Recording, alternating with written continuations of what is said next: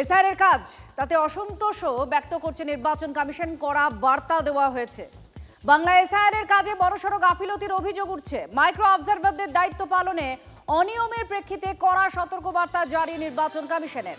একাধিক জেলায় এসআইআর শুনানির সময় মাইক্রো অবজারভাররা তাঁদের কাজ ঠিকভাবে করেননি। ভোটারদের জমা দেওয়া নথি, স্বাক্ষর ও পরিচয় যাচাইয়ে ঘাটতির অভিযোগ উঠেছে। ডিজিটাল এনুমারেশন ফর্ম যাচাই, জন্ম মৃত্যু সংক্রান্ত তথ্য যাচাইয়ের কাজেও গাফিলতি উঠে এসেছে কমিশনের পর্যবেক্ষণে। ভবিষ্যতে দায়িত্ব পালনে অবহেলা প্রমাণিত হলে কড়া শাস্তির মুখেও পড়তে হবে। মাইক্রো অবজারভারদের সাফ জানিয়ে দিয়েছে নির্বাচন কমিশন। এসআইআর প্রক্রিয়ায় স্বচ্ছতা বজায় রাখতে কোনো রকম ঢিলেমিও কমিশন বরদাস্ত করবে না বলে কড়া বার্তা দেওয়া হয়েছে।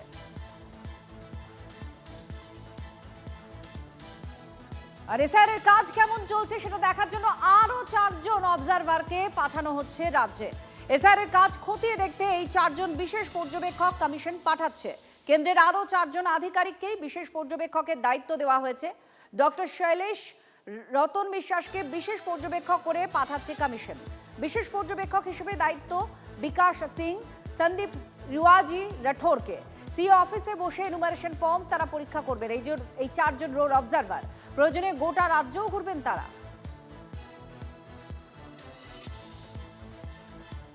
তিনজন জীবিত ভোটার, তাদেরকে মৃত ভোটারের তালিকায় রাখায় বিএলওদের এবার শোকজ করা হয়েছে। দক্ষিণ 24 পরগনা জেলা শাসককে সংশ্লিষ্ট বিএলওকে শোকজের নির্দেশ দিয়েছে কমিশন। এটা ইচ্ছাকৃত ভুল নাকি অনিচ্ছাকৃত ভুল সেটা জানতে চেয়েছে কমিশন।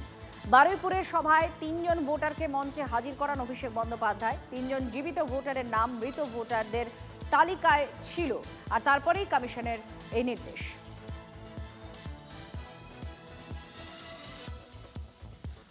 ময়না বারুইপুর পূর্বর ইআরও, এই আরওদের বিরুদ্ধে এফআইআর কেন হয়নি? পূর্ব মেদিনীপুর, দক্ষিণ 24 পরগনার ডিএম এর কাছে এবার জানতে চেয়েছে কমিশন। এসআইআর শুরুর আগে ভোটার তালিকায় নাম তুলতে অনিয়মের অভিযোগ উঠেছিল রাজ্যের 4 জন আধিকারিকের বিরুদ্ধে। তার মধ্যে ডেটা এন্ট্রির সঙ্গে যুক্ত আরও একজনের নামেও একই অভিযোগ উঠেছিল। 5 জনের বিরুদ্ধে এফআইআর দায়েরের নির্দেশ নির্বাচন কমিশন দিয়েছিল। সে নিয়েও একটা সংঘাতের জায়গা তৈরি হয়। 7 দিন কেটে গেলেও এফআইআর দায়ের না হয় সংশ্লিষ্ট 2 জেলা শাসককে আবার বিষয়টি মনে করিয়ে দিয়েছে কমিশন।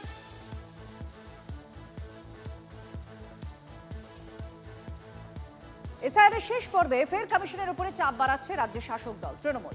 বৈধ ভোটারদের নাম বাদের অভিযোগ তোলা হয়েছে। শুনানির সময় বাড়ানোর জন্য দাবি জানানো হয়েছে। বয়স্ক ভোটারদের ডেকে শুনানিতে হেনস্থা করা হচ্ছে বলে অভিযোগে সরব হয়েছে শাসক দল। আগের বৈঠকে জানানো দাবি স্ট্যাটাস জানতে কমিশনে যায় তৃণমূলের 5 সদস্যের প্রতিনিধি দল।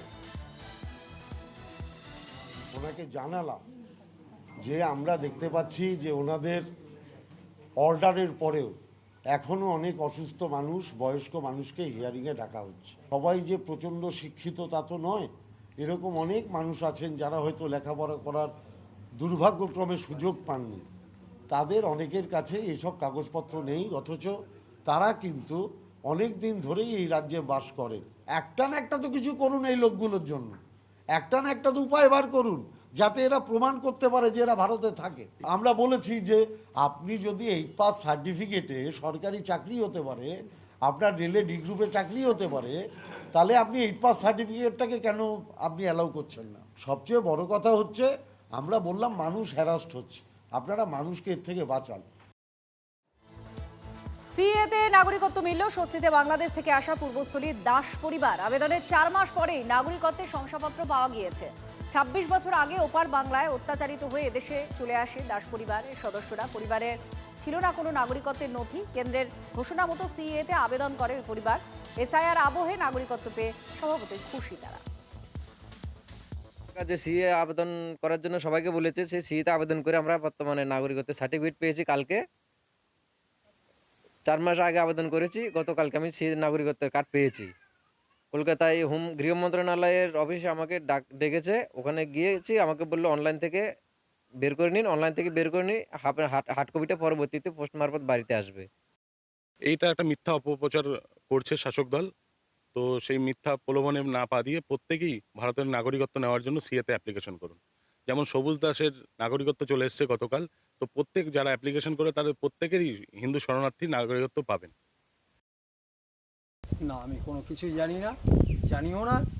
আর এই বিষয়টা আমাদের সঙ্গে আলোচনাও হয়নি, আমরা কিচ্ছু জানি না। জানেন না কিছু? আমি তৃণমূলের বুথের সভাপতি আছি, আমরা কোনো কিচ্ছুই জানি না।